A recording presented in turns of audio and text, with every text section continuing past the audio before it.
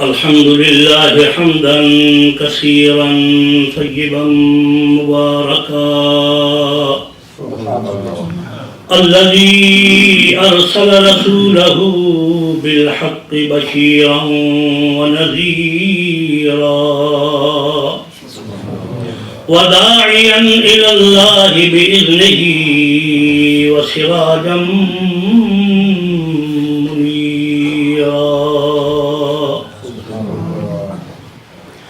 الصلاة والسلام على سيدنا ومولانا وحبيبنا وحبيب ربنا وملجانا ومأوانا محمد المصطفى وعلى آله وأصحابه وأزواجه وأهل بيته وذرياته وعلماء أمته وأولياء ملته أولي البررة التقى والنقى أما بعد فأعوذ بالله من الشيطان الرجيم بسم الله الرحمن الرحيم يا أيها النبي قل لمن في أيديكم من الأسرى إن يعلم الله في قلوبكم خيرا يؤتكم خيرا مما أخذ منكم ويغفر لكم والله غفور رحيم وإن يريدوا خيانتك فقد خانوا الله من قبل فأمكن منهم والله عليم حكيم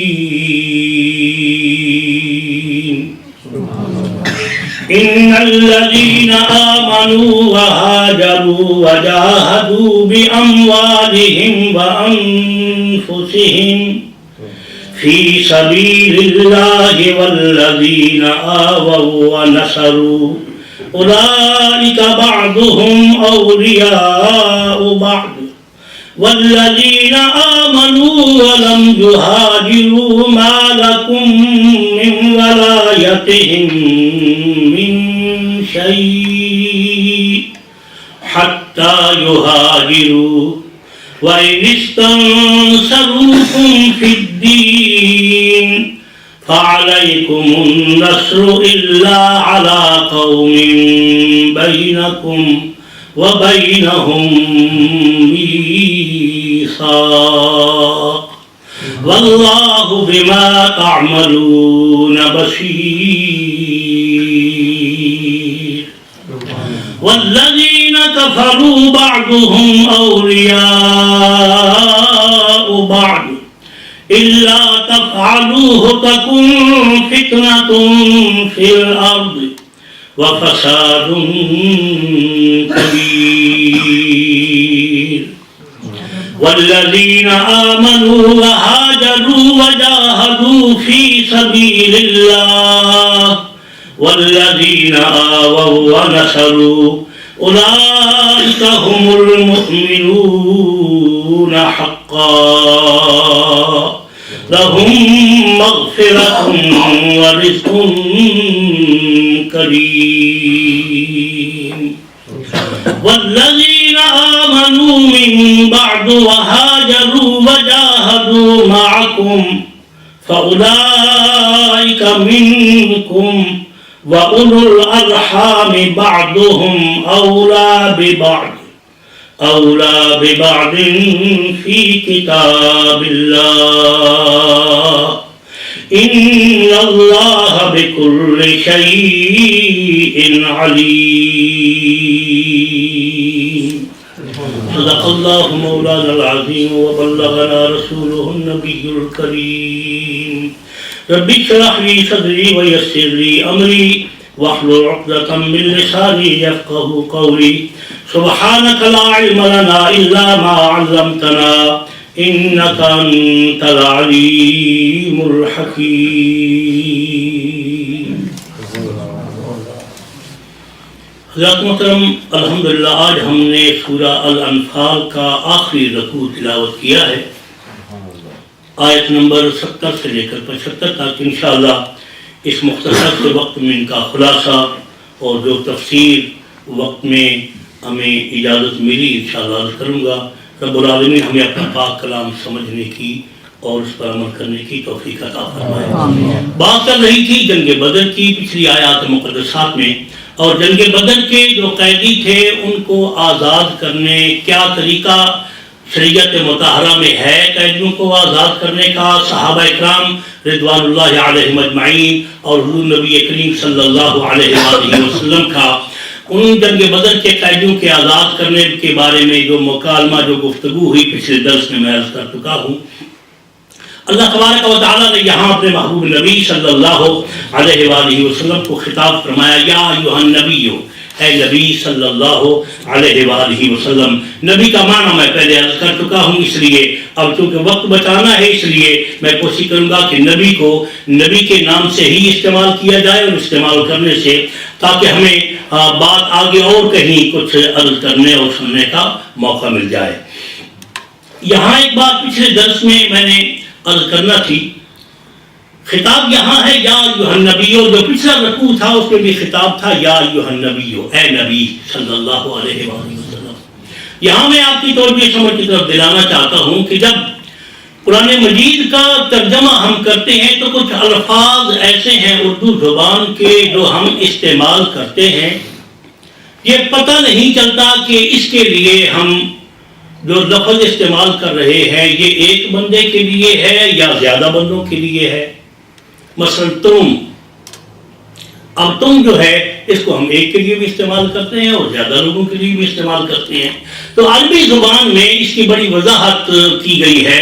عربی زبان میں بڑی خوبیاں ہیں کیونکہ یہ اللہ کے محبوب نبی صلی اللہ علیہ وآلہ وسلم کی زبان ہے. تو گرامر کے لحاظ سے عربی زبان کے مقابلے میں اور کوئی زبان نہیں ہے. یہاں میں نے آپ کی توجہ اس بات کی ضرورت دلانی ہے کہ رب العالمین جل جلالہ نے خطاب فرمایا حضور نبی کریم صلی اللہ علیہ وآلہ وسلم سے. وہاں بھی یہی تھا یا ایھا النبی، اے نبی صلی اللہ علیہ وآلہ وسلم. آگے پھر ما کان لنبی، وہاں بھی نبی کریم صلی اللہ علیہ وآلہ وسلم کی ہی بات ہو رہی ہے. میں آپ کو ترجمہ سناتا ہوں، پھر میں نے آپ کو یہ عرض کرنا ہے کہ صرف ترجمہ کرنے سے کبھی کبھی بندہ بالکل بھٹک جاتا ہے اور سمجھتا ہے کہ میں نے قرآن ہی پڑھا ہے. اس لیے یہ بات بڑی ضروری ہے کہ قرآن مجید کو صرف ترجمہ پڑھنے سے بندہ نہیں سمجھ سکتا، اس میں بڑی غلط فہمی ہوتی ہے ہماری اردو زبان میں یا انگلش میں ہم یو کو یو ہی کہتے ہیں، تم یو ہی کہتے ہیں، اب اس کے لیے کوئی جمع کرنی ہے یو. اسی طرح اردو میں ہم جب کسی سے بات کرتے ہیں تو آپ کہیں یا تم کہیں، تو کہیں، تو یہ سارے کا سارا ایک ہی لفظ استعمال ہوتا ہے. یہاں میں نے آپ کو عرض کرنا ہے آیت کریمہ کا ترجمہ میں آپ کو سناتا ہوں، پھر اس کا کیونکہ یہ بات بڑی ضروری ہے. کچھ لوگ کہتے ہیں میں نے ترجمہ پڑھا ہے سارا، لیکن صرف ترجمہ پڑھنے سے کبھی کبھی بڑا بگاڑ پیدا ہوتا ہے. ترجمہ سماعت فرمائیں، پھر میں آگے عرض کرتا ہوں. یہ آیت نمبر 67 ہے، 67 آیت نمبر. کسی نبی کے لیے یہ مناسب نہیں کہ اس کے پاس جنگی قیدی ہوں، یہاں تک کہ وہ زمین میں کافروں کا اچھی طرح خون بہا دے. تم دنیا کا مال و متاع چاہتے ہو اور اللہ تعالیٰ آخرت کی بھلائی چاہتا ہے. یہ وہ لفظ، تم کیا چاہتے ہو؟ تم دنیا کا مال و متاع چاہتے ہو. بات پیچھے چل رہی تھی ما کان لنبی، کسی نبی کے لیے یہ مناسب نہیں. اب بندہ یہ سمجھتا ہے کہ یہ اللہ تعالیٰ نبی کو حضور کے بات کر رہا ہے نبی کی، اور یہاں نبی کو یہ فرما رہا ہے کہ تم دنیا کا مال و متاع چاہتے ہو. تو اب بندے کے ذہن میں یہ گمان ہوتا ہے کہ نبی وہ بھی مال و متاع دنیا کا چاہتا ہے، اس کی بھی غرض یہ ہے، تو پھر ہم میں اور نبی میں فرق کیا ہوا؟ تو غلطی کیا ہوئی کہ یہاں عربی میں تم چاہتے ہو، تمہارا ارادہ ہے. ایک کے لیے کہتے ہیں تریدو، تم چاہتے ہو، تمہارا ارادہ ہے. اور اگر دو کے لیے ہو تو وہ کہتے ہیں تریدانے، تم دو چاہتے ہو، تم دونوں کا ارادہ ہے. اور اگر اس سے زیادہ ہو تو وہ کہتے ہیں تریدونا، تم سب یہ چاہتے ہو، تم سب کا ارادہ یہ ہے. تو اب یہاں لفظ تم ہی تھا، لیکن اب بھی پڑھیں گے تو یہاں کیا آئے گی؟ تریدونا. تو خطاب اور یہ بات کن کی جا رہی ہے؟ نبی کریم صلی اللہ علیہ وآلہ وسلم کے امتیوں کی، صحابہ کی، جنہوں نے جنگ بدر میں حصہ تو لیا لیکن کافر جو بھاگ گئے ان کو چھوڑا، اور چھوڑنے کی بجائے کیا کیا؟ یعنی ان کو قتل کرنے کی بجائے کیا کیا؟ وہ مال غنیمت کو اکٹھا کرنے لگ گئے. تو اللہ نے ان کو فرمایا تم دنیا کا مال و متاع چاہتے ہو. تو لفظوں میں عربی میں صرف تریدونا کا لفظ اور تریدو یہ وضاحت کر رہا ہے، اردو میں تم ہی ہے بھی، تو تم نے غلط فہمی میں ڈال دیا.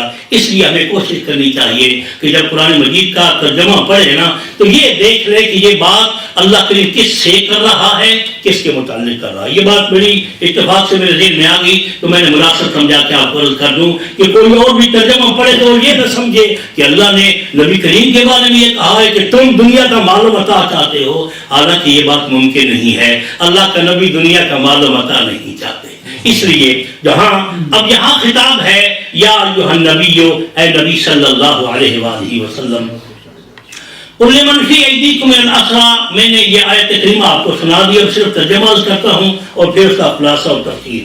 اے نبی صلی اللہ علیہ وآلہ وسلم، جو قیدی آپ کے ہاتھ میں ہیں ان سے فرمائیے، کیونکہ جنگ بدر میں جو قیدی ہو گئے تھے ان کے لیے اللہ کریم حضور کو حکم دے رہا، میرے محبوب ان سے فرمائیے اگر اللہ تعالیٰ نے تمہارے دلوں میں بھلائی جان لی تو تمہیں اس سے بہتر عطا فرمائے گا. جو تم سے فدیہ کی صورت میں لیا گیا ہے اور تمہیں بخش دے گا.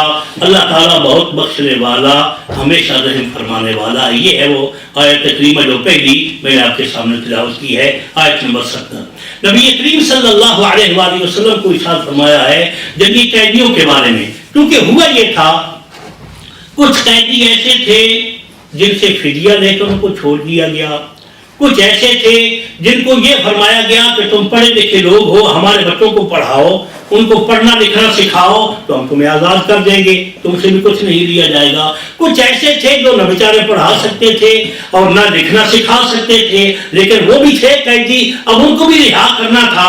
تو اللہ کے محبوب نبی صلی اللہ علیہ وسلم کو اللہ تبارک و تعالی نے ارشاد فرمایا محبوب کوئی بات نہیں، ان کو فری میں فری کر دو، ان سے کوئی فدیہ نہ لو، اور یہ امید اور گمان رکھو اور ان کو یہ بتا دو دیکھو ہم تم پر اسلام کے حکم کی وجہ سے مہربانیاں کر رہے ہیں اور خدا کی مہربانیوں کو کبھی نظر انداز نہیں کرنا. اب اس کا نتیجہ یہ ہوا کہ بہت سے جنگی قیدی ان کو رب العالمین جل جلالہ نے ایمان کی دولت عطا فرما دی اور وہ مسلمان ہو گئے. جاتے ہوئے حضور ان کو یہ بتا رہے ہیں کہ اللہ کریم ارشاد فرما رہا ہے.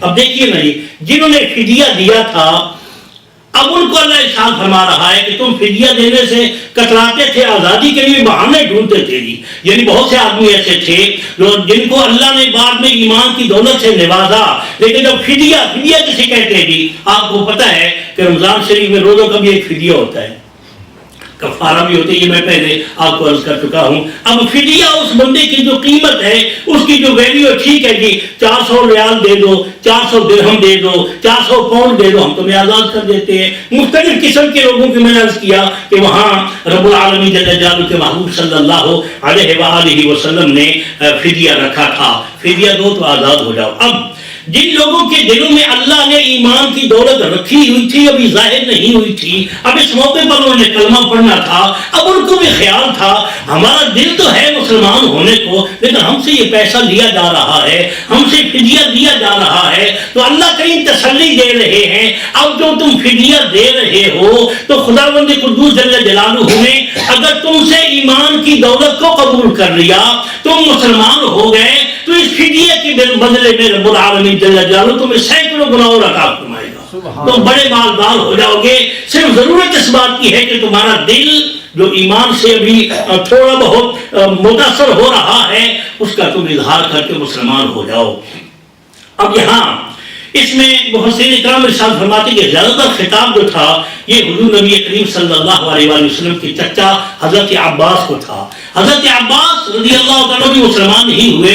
جنگ بدر سے وہ بھی کافروں کے ساتھ مل کر مسلمانوں کے ساتھ جنگ کرنے کے لیے آئے تھے. اب ہوا یہ کہ جب وہ آ رہے تھے تو کچھ لوگوں کی ڈیوٹی لگائی گئی جو بڑے بڑے وہ لوگ چودھری لوگ بڑے بڑے پیسے والے. تمہارا ذمہ یہ ہے کہ ایک دن کا کھانا سارے کے اس کو مجاہدوں کو تم نے دینا ہے. یعنی وہ جو مجاہدی کہتے ہیں نا, جتنے بھی سپاہی ہیں لڑنے والے, ان سب کے ایک دن کا کھانا سارا تمہارے ذمہ ہے. دوسرے کو کہا کہ تمہارے ذمہ ہے, تیسرے کو یوں وہ بانٹتے رہے کہ ایک دن تمہارا, ایک دن تمہارا, ایک دن تمہارا, اور وہ سارے کے سارے اپنا خرچہ ساتھ لے کر آئے ہوئے تھے ان سپاہیوں کے اور جو ان کے اپنے فوجی تھے ان کی مدد کے لیے. اتفاق یہ ہوا کہ حضور نبی کریم صلی اللہ علیہ وآلہ وسلم کے چچا حضرت عباس رضی اللہ تعالیٰ عنہ جب آخری دن تھا جنگ بدر کا, اس دن ان کی باری تھی کھانے کی. انہوں نے کھانا کھلانا تھا اور سارے ان کی جو فوجی تھے ان کو. اتفاق یہ ہوا کہ اللہ کریم نے مسلمانوں کو فتح عطا فرما دی اور سارے کے سارے کافر جو ہے وہ بھاگنے لگ گئے, کچھ قیدی ہو گئے. اب علی جہاں حضرت عباس رضی اللہ عنہ اور دوسرے کئی اور بندے جو قیدی بن کر آئے, نبی کریم صلی اللہ علیہ وآلہ وسلم نے ساتھ فرمایا اچھا بات یہ ہے جی تم اگر آزادی چاہتے ہو تو فدیہ دے دو تو آزادی مل جائے گی تمہیں. اب حضرت عباس کیونکہ یہ قیدی ہو گئے تھے, ان کے پاس وہ سارا مال تھا موجود جو انہوں نے اپنے سپاہیوں کے خرچ کرنے کے لیے ساتھ لگایا ہوا تھا. اب چونکہ وہ مسلمانوں کے قبضے میں آ گیا, وہ مال غنیمت کے حکم میں آیا, تو حضرت عباس رضی اللہ تعالیٰ حضور کی بارگاہ میں حاضر ہیں. تو نبی کریم صلی اللہ علیہ وآلہ وسلم نے فرمایا ٹھیک ہے چچا عباس تم بھی دو فدیہ اور رہا ہو جاؤ. کہتے جی میرے پاس جو کچھ تھا وہ میں لایا ہوا تھا ساتھ, تو وہ تو تم والے بندوں نے قبضہ کر لیا ہے مال غنیمت کے طور پہ, وہ ہم سے لے لیا ہے, تو میرے پاس کیا ہے. تو نبی کریم صلی اللہ علیہ وسلم نے ارشاد فرمایا بات یہ ہے وہ تو تم لائے تھے ہمارے خلاف استعمال کرنے کے لیے, اور وہ ہے مال غنیمت وہ تو ہمارے قبضے میں آ گیا کہ تو وہ لایا تھا ہمارے خلاف استعمال کرنے کے لیے. اب رہ گیا مسئلہ یہ کہ تمہیں ہم نے فری کرنا ہے, تمہیں ہم نے آزاد کرنا ہے, آزادی کے لیے فدیہ چاہیے. وہ کہتے ہیں میرے پاس تو ہے ہی کچھ نہیں, میں کیا فدیہ دوں. سبحان اللہ. بات کس سے کر رہے ہیں؟ حضور نبی کریم صلی اللہ علیہ وآلہ وسلم سے. تو جب سرکار سے حضرت عباس کہتے ہیں میرے پاس تو ہے کچھ نہیں. اب سبحان اللہ سیرت نگاروں نے حضرت نبی کریم صلی اللہ علیہ وآلہ وسلم کے وہ الفاظ بھی بیان کیے اور پھر حضرت عباس کا جواب بھی بیان کیا. میں آپ کو وہ سنا دیتا ہوں حضور کی زبان کے الفاظ, اس میں برکت ہوگی. سرکار علیہ السلام نے ارشاد فرمایا تو کہتا ہے کہ ہمارے پاس تو ہے ہی کچھ نہیں اور کیا دیں گے. تو سرکار نے ارشاد فرمایا این المال الذی دفنتہ انت وام الفضل. عباس چچا تو کہتا ہے ہمارے پاس ہے ہی کچھ نہیں, اتنے غریب ہیں, تو وہ تو نے اپنی بیوی کے ساتھ مل کر جو مال زمین کے اندر دفن کیا تھا وہ کہاں گیا. اب حضرت عباس حیران ہیں. اچھا پھر نبی کریم صلی اللہ علیہ وسلم نے یہ ارشاد فرمایا فقلت لها ان صبت فی سفری هذا فهذا المال بنی. تو نے یہ بھی کہا تھا ام الفضل اگر میں وہاں مارا جاؤں مجھے کچھ ہو جائے تو یہ مال جو ہے یہ میرے تینوں بیٹوں میں تقسیم کر دینا, یہ ان کے ہے وراثت, یہ ان کا ہے. تو یہ سارے سبحان اللہ. اب دیکھیں جی نبی کریم صلی اللہ علیہ وسلم ہے مدینہ منورہ میں, وہاں مال دفن ہو رہا ہے مکہ مکرمہ میں. نبی کریم علیہ السلام ان کی آپس کی باتیں بھی سن سن کر بیان کر رہے ہیں. تم نے یہ کہا تھا, اس نے یہ کہا تھا, اور مال کیا کہاں ہے. اس لیے آقا نامدار صلی اللہ علیہ وآلہ وصحابہ مبارک وسلم نے جب یہ جملے فرمائے, حضرت عباس کہتے ہیں یا رسول اللہ صلی اللہ علیہ وسلم قسم ہے رب ذوالجلال کی انی لأعلم انک رسول اللہ, محبوب میں یقین کرتا ہوں تو اللہ کا سچا رسول ہے. ان ھذا شیء ما علمہ غیری وغیر ام الفضل. یا رسول اللہ میرے سوا اور میری بیوی کے سوا یہ کسی کو نہیں پتا تھا خزانہ کہاں ہم نے دفن کیا ہے, کہاں رکھا ہے. اب اس کے بعد کہتے ہیں حضور اب میں آپ کو اللہ کا رسول مانتا ہوں. مطلب یہ ہوا جنہوں نے یہ یقین رکھا کہ اللہ نے اپنے محبوب نبی کو غیب کا علم دیا ہے, خدا نے ان کو ایمان کی دولت دی. سبحان اللہ. حضرت عباس مسلمان ہو گئے.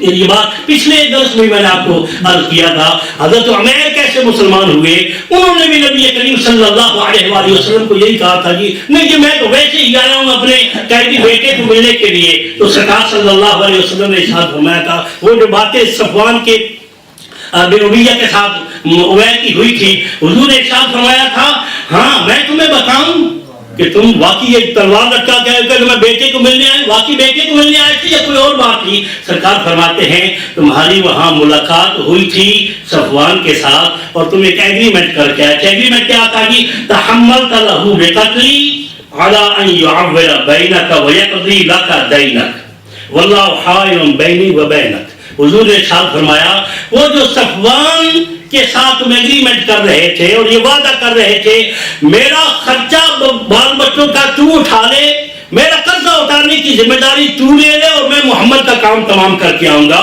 تو وہاں کیا کہہ رہا تھا اور میرے ساتھ کہہ رہا ہے کہ میں بیٹے کو ملنے آیا ہوں؟ سن لو، اللہ تبارک و تعالیٰ تیرے اور میرے درمیان حائل ہے، تو میرا بال بھی ڈنگا نہیں کر سکتا، تو میرا بال بھی بیکا نہیں کر سکتا۔ اس وقت اس نے بھی کہا تھا یا رسول اللہ یہ باتیں تو کسی کو بھی علم میں نہیں تھی، ہم تو دو پہاڑوں کے کونوں کے درمیان چھپی ہوئی یہ باتیں کر رہے تھے، تو یا رسول اللہ یقیناً آپ اللہ کے سچے رسول ہیں۔ وہاں نوفل کے ساتھ بھی یہ ہوگا، جب اس نے کہا حضور میں غریب آدمی ہوں، میرے پاس کچھ نہیں، قربان جائیں۔ نبی کریم صلی اللہ علیہ وآلہ وسلم نے ارشاد فرمایا وہ جو جدہ میں وہاں زمین کے اندر تو جنگ کا سامان چھپا کے آیا ہے، کہتا ہے میرے پاس کچھ نہیں، چلو اور کچھ نہیں وہی ہمیں دے دے، ہم تمہیں رہا کر دیتے ہیں۔ وہ بھی جدہ میں ہو رہا تھا۔ آمنہ کے در یتیم صلی اللہ علیہ وآلہ وسلم مدینہ منورہ میں ہیں، تو اللہ کے محبوب نبی صلی اللہ علیہ وسلم کو اللہ نے یہ عظمت عطا فرمائی۔ یہ بات حقیقت ہے، اللہ کے محبوب نبی سارے انبیاء وہ خود کچھ نہیں جانتے، خدا جتلاتا ہے پھر جانتے ہیں، لیکن جتلاتا وہ پہلے جتلا دیتا ہے، جب ضرورت پڑتی ہے وہ بتا دیتے ہیں۔ یہ نہیں کہ یہ بہرحال یہ چونکہ غیب کا جو مسئلہ ہے یہ میرے پیش نظر فی الحال نہیں ہے، میں نے آپ کو یہ عرض کرنا تھا۔ رب العالمین جل جلالہ ارشاد فرماتے ہیں بہت سے حضرت عباس رضی اللہ عنہ مسلمان ہو گئے، ان کے علاوہ بہت سے اور یہ ان سے فدیہ لیا گیا۔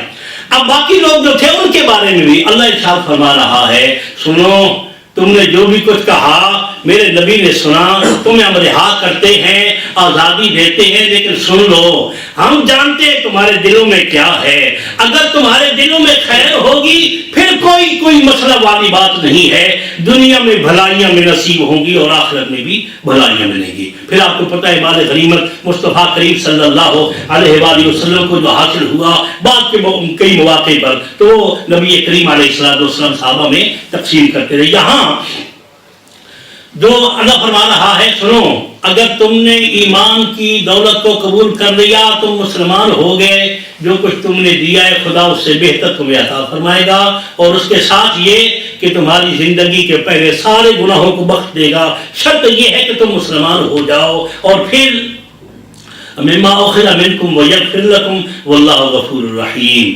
خداوند قدوس میں بخشے گا اور اللہ بخشنے والا مہربان ہے۔ اچھا اب حضور نبی کریم صلی اللہ علیہ وآلہ وسلم عرض کرتے ہیں الہ العالمین اگر انہوں نے بے ایمانی کی کہ چلی میں مسلمان ہوتا ہوں، مکہ میں جائیں وہاں اپنی پارٹی کے ساتھ ملیں تو پھر وہاں بگڑ جائیں، بولیں کہ ہمیں ضرورت نہیں، وہاں تو ہم نے دھوکہ دیا جان چھڑائی اور یہاں آ گئے۔ رب العالمین جل جلالہ نے ارشاد فرمایا محبوب یہ ممکن ہے وَإِن يُرِيدُوا خِيَانَتَكَ فَقَدْ خَانُوا اللَّهَ مِن قَبْلُ فَأَمْكَنَ مِنْهُمْ، محبوب یہ ممکن ہے کہ یہ خیانت کریں کیونکہ انہوں نے پہلے اللہ سے بھی خیانت کی ہے۔ اب مفسرین فرماتے ہیں اللہ سے کیا خیانت کی ہے؟ تو مفسرین نے ارشاد فرمایا کہ نبی کریم صلی اللہ علیہ وسلم فرماتے ہیں اللہ سے خیانت یہ ہے کہ جب ابھی یہ پیدا نہ ہوئے تھے روز میثاق کو انہوں نے وعدہ کیا تھا ہم مانتے ہیں تو ہمارا پروردگار ہے، زمین پیدا ہوتے گئے تو ان خدا کو بھول گئے، وہاں یہ کہا تھا ہم مانتے ہیں، تو فرمایا یہ خیانت انہوں نے میرے ساتھ بھی کی ہے نا، وہاں وعدہ کیا تھا کہ جب الستو بربکم کہا گیا تھا قالوا بلا، کہتے ہیں ہاں کیوں نہیں اللہ تو ہمارا رب ہے، اب جب زمین پر آئے ہیں تو بھول گئے ہیں کہ ہمارا رب کون ہے۔ تو محبوب انہوں نے میرے ساتھ بھی خیانت کی ہے لیکن کوئی بات نہیں ہے، اللہ تبارک و تعالی جل جلالہ نے تمہیں آپ کو ان پر حکومت دی ہے، ان کو تمہارے قبضے میں دے دیا ہے، اس لیے اللہ جانتا ہے اور وہ حکمت والا ہے، یقیناً کچھ ایسے خوش نصیب ہوں گے جو تمہاری اس رہائی کی وجہ سے ایمان کی دولت قبول کر لیں گے۔ اس کے بعد رب العالمین جل جلالہ نے، اب چونکہ مسلمانوں کے مختلف گروہ تھے، کچھ ہجرت کرنے والے تھے، کچھ مجاہد تھے، کچھ نے مکہ مکرمہ چھوڑا، اب ہجرت کی مدینہ منورہ میں آئے، پھر اس کے بعد جہاد کی انہیں توفیق ملی، اور کچھ وہ ہیں کہ جنہوں نے ہجرت نہیں کی، صرف مدینے میں رہتے تھے لیکن انہوں نے بھی جہاد میں حصہ لیا۔ اب یہ دو مقام ہو گئے، ایک ہے ہجرت کرنے والے، ان کا ایک مقام ہوا، اور دوسرا انہوں نے جنگ بدر میں حصہ لیا، تو وہ کیا ہے کہ مجاہد ہو گئے، مجاہد بھی ہوئے، مہاجر بھی ہوئے۔ لیکن مدینہ منورہ میں رہنے والے جو لوگ تھے وہ صرف مہاجر نہیں تھے، صرف کیا تھے جی، مجاہد تھے۔ اب ان کو یہ خیال تھا یہ تو ڈبل لے گئے، یہ دین کو تو دو مقام مل گئے، دنیا داری کے لحاظ سے، دین کے لحاظ سے، کہ اللہ کریم جل جلالہ کی بارگاہ میں ان کو کیا مقام ہے۔ سبحان اللہ۔ رب العالمین نے ارشاد فرمایا میرے محبوب ان کا خیال تو سچا ہے کہ ہم نے ہجرت نہیں کی، ہمیں وہ ثواب نہیں ملا، لیکن محبوب والذین آووا ونصروا اولئک بعضهم اولیاء بعض، جنہوں نے ہجرت کا ثواب پایا وہ یہاں مدینہ منورہ میں آئے، لیکن ان کے پاس نہ کچھ کھانے کو تھا نہ پینے کو تھا، تو ان کو کھلایا پلایا انہوں نے ہے، خدا نے وہ ہجرت والی کسر یہاں سے پوری کر دی۔ والذین آووا ونصروا اولئک بعضهم اولیاء بعض، یہ سارے دوست ہیں ایک دوسرے کے۔ والذین آمنوا ولم یہاجروا ما لهم من ولایتهم من شیء حتی یہاجروا۔ اچھا جی، اب کچھ مسلمان ایسے بھی تھے جو اب اسٹل مکہ مکرمہ میں موجود تھے، جنہوں نے مدینہ منورہ میں ہجرت نہیں کی تھی۔ اب اللہ ارشاد فرما رہا ہے جنہوں نے ہجرت کی ان کا مقام بڑا بلند ہے، جنہوں نے مہاجروں کی مدد کی ان کا مقام بڑا بلند ہے، لیکن مسلمان تو وہ بھی ہیں جو بھی مکہ میں رہتے ہیں، لیکن شان کے لحاظ سے وہ جو ابھی تک مکہ میں ہے وہ ان کے برابر نہیں ہو سکتے۔ جنہوں نے ہجرت کی ہے وہ ان کے برابر نہیں۔ ہاں اگر وہ ہجرت کر کے یہاں آ جائیں، دیکھو نا، ہجرت کرنا کے نام کر دی، ہجرت کرنی مہاجر ہو گئے، وہاں یہ کہ پراپرٹیاں چھوڑنی، کاریں کوٹھیاں چھوڑنی، مال و متاع چھوڑنا، یہ ہے بہت بڑی قربانی۔ اس لیے ہجرت کا لفظ ہم صرف یہ سوچتے تھے کہ انہوں نے ہجرت کی، آدیا ہجرت کی، لیکن کیا کیا چھوڑا تھا، یہ بڑی قربانی ہے۔ اس لیے بندہ سوچتا ہے یار شاید کوئی موقع مل جائے، ہو سکتا ہے بچ جائے، رہنے دے، مال بچانے کے لیے زمین میری، جائیداد یہاں میری، مکانات یہاں میرے، اس لیے ممکن ہے کہ وہ نہ چھوڑیں۔ لیکن اللہ فرماتا ہے محبوب اگر وہ بھی ہجرت کر کے آ جائیں تو رب العالمین جل جلالہ ان کو بھی وہی مقام عطا فرمائے گا۔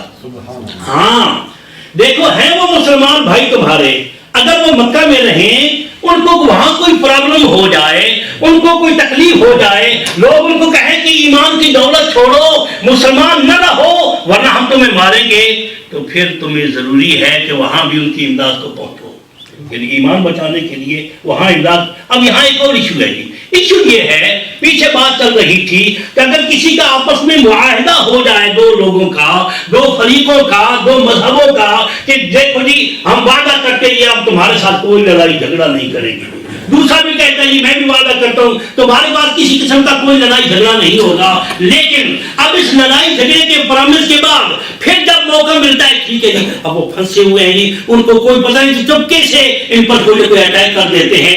اللہ نے ارشاد فرمایا تھا، میں یہ پہلے حدیث کریمہ عرض کر چکا ہوں، نبی کریم صلی اللہ علیہ وسلم نے ارشاد فرمایا تھا الا لا ایمان لمن لا عہد لہ، جس نے کسی کے ساتھ ایگریمنٹ کر کے اس کو توڑا اس کا کوئی ایمان نہیں، خدا کو اس کی نمازوں اور کلموں کی کوئی ضرورت نہیں ہے۔ اور الا لا ایمان لمن لا امانت لہ، جس کو کوئی امانت دی جائے اور وہ بھی اس میں خیانت کرے اس کا بھی کوئی ایمان نہیں، بے شک نمازیں پڑھتا رہے، کلمہ پڑھتا رہے۔ یہ باتیں بڑی ضروری تھیں۔ یہاں یہ فرمایا جا رہا ہے کہ اگر کسی مسلمان کو وہاں رہتے ہوئے بھی اس کے ایمان کو خطرہ ہو تو اس وقت تمہیں اس کی امداد کرنی چاہیے۔ ہاں اس کی امداد کر کے اس کو بچانا چاہیے، اور جو اس پر کوئی حملہ کر رہے ہیں ان کے ساتھ پھر بھی لڑائی کرنے کی اجازت نہیں ہے، اس کو بچانے کا کوئی تو دیکھو جی تمہارا ہمارا معاہدہ ہے، ہم تو تمہارے ساتھ لڑ نہیں سکتے، لیکن یہ ہمارا مسلمان بھائی ہے، تم اسے تنگ ہی تنگ کرتے جا رہے ہو، اس لیے اس کو بچاؤ تاکہ ہمارا معاہدہ بھی قائم رہ جائے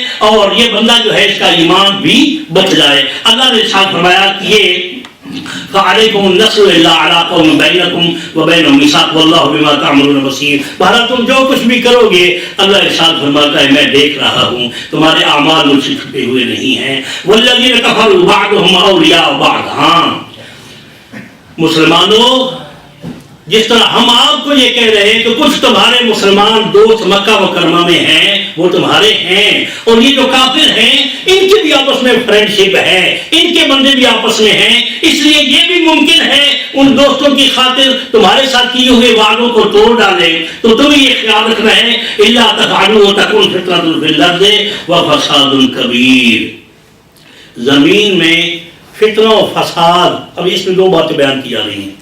فتنہ و فساد نہیں ہونے دینا کہ یہ فتنہ و فساد جو ہے یہ ساری زمین کو، ساری دھرتی کو فساد میں مبتلا کر کے تباہ کر دے گا۔ وہ کیا ہے جی؟ بھئی معاہدہ تو ہوا، لیکن تم کہتے ہو نہیں جی نہیں وہ ہم سے کچھ بھی کر رہے ہیں، ہم ان کے ساتھ کچھ نہیں کریں گے۔ ایک بار بھی پھر بھی وہ تم پر ظلم کر رہے ہیں، تمہاری کوئی بات ماننے کو تیار نہیں۔ تو پچھلی آیات میں میں نے پچھلے رکوع میں عرض کیا تھا، اللہ نے ارشاد فرمایا محبوب پھر اگر وہ اس بات سے کوئی بددیانتی یا بے ایمانی کریں، ان کافروں کا جو معاہدہ اور ایگریمنٹ ہے وہ ان کے پاس ڈال دو، مجھے نہیں چاہیے ہمارا ایسا ایگریمنٹ کہ تم اس کی بار بار خلاف ورزی کرو پھر کہو نہیں کہ ہم سے غلطی ہوگی، ایسا نہیں ہوگا۔ ایگریمنٹ ہم توڑتے ہیں، ہمارا تمہارے ساتھ کوئی ایگریمنٹ نہیں ہے۔ یعنی اینڈ یہ ہے، اب مثلاً کوشش کی جا رہی ہے اس کے ایمان کو بچانے کے لیے، فساد بھی نہیں کرتے، لڑائی بھی نہیں کرتے، لیکن پھر بھی وہ ظلم پہ ظلم کیے جا رہے ہیں۔ اللہ نے ارشاد فرمایا میرے محبوب فساد اس دھرتی پر نہیں چاہیے، اگر وہ اس کے باوجود باز نہیں آتے پھر کوئی ایگریمنٹ نہیں ہے۔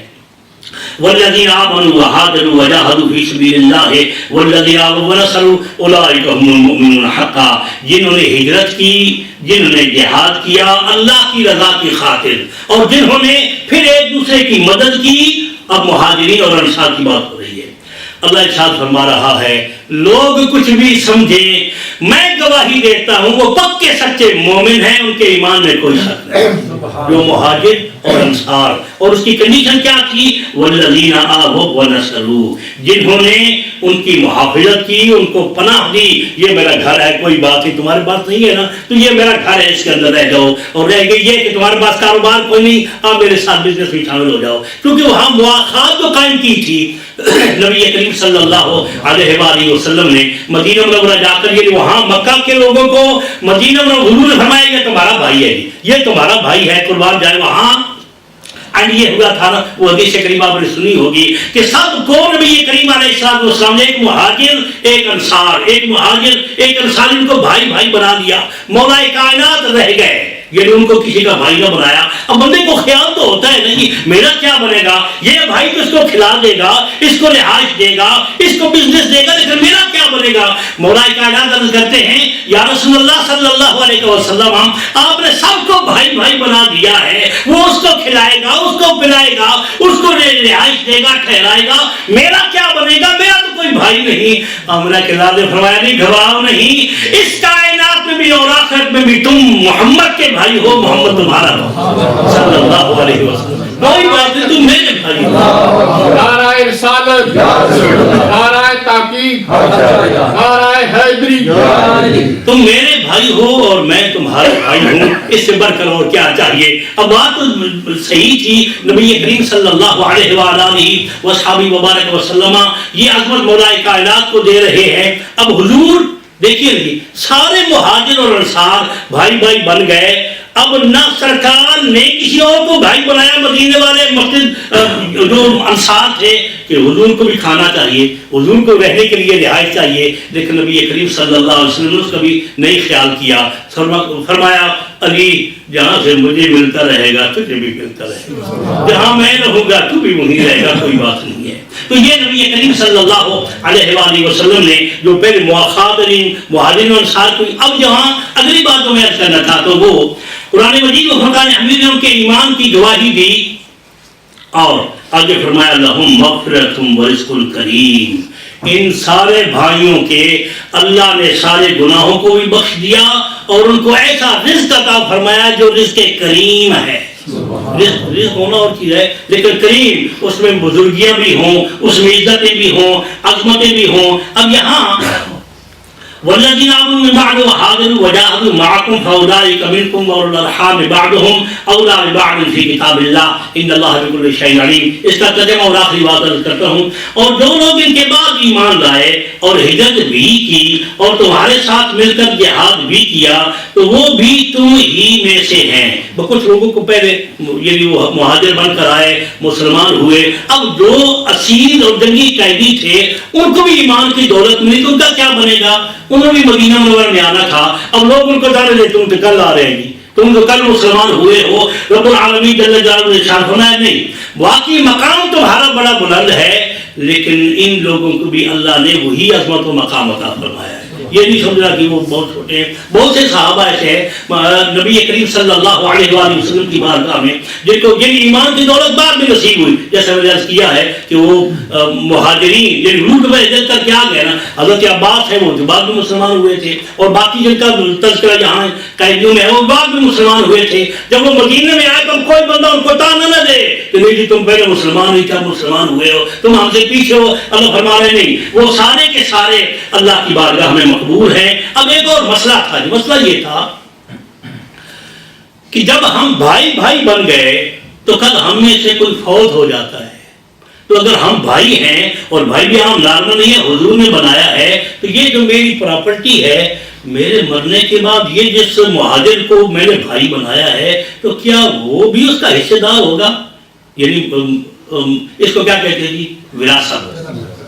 تو کیا بھی اس ورثے میں اس وراثت میں وہ بھی حقدار ہے؟ تو رب العالمین جل جلالہ نے یہاں جو ارشاد فرمایا ہے وہ اس میں حقدار نہیں ہے. حقدار کون کے ہیں؟ وَأُولُو الْأَرْحَامِ بَعْضُهُمْ أَوْلَىٰ بِبَعْضٍ فِي کتاب اللہ, جن کے لیے اللہ نے رشتہ داری قائم کر کے, جن رشتہ دار پہلے ہیں وہ الارحام کیا ہے جی, جو پیٹ سے رحم کہتے ہیں نا, ماں کی وہ جگہ, وہ جس جگہ پہ بچہ پیدا ہوتا ہے اس کو رحم کہتے ہیں. الارحام جو اسی سے یعنی پتر پیدا ہوا, پوتا پیدا ہوا, بھائی پیدا ہوا, بہن پیدا ہوئی, ان کو الارحام کہتے ہیں. اللہ فرما رہا ہے کہ یہ جو وراثت ہے نا یہ صرف رشتہ داروں کو ہی ملے گی, چاہے وہ مکہ میں رہتے ہوں چاہے وہ مدینہ میں رہتے ہوں, اور باقی یہ جو بھائی چارہ تمہارا بنایا ہے یہ صرف دنیا داری کے لیے ہی ہے, ان کو پر وراثت کا حکم لاگو نہیں ہوگا. یہاں ایک مسئلہ پچھلے دنوں میں آیا تھا کہ کچھ لوگوں نے بچے اڈاپٹ کیے ہوئے ہیں, تو کیا یعنی ہمارا یہاں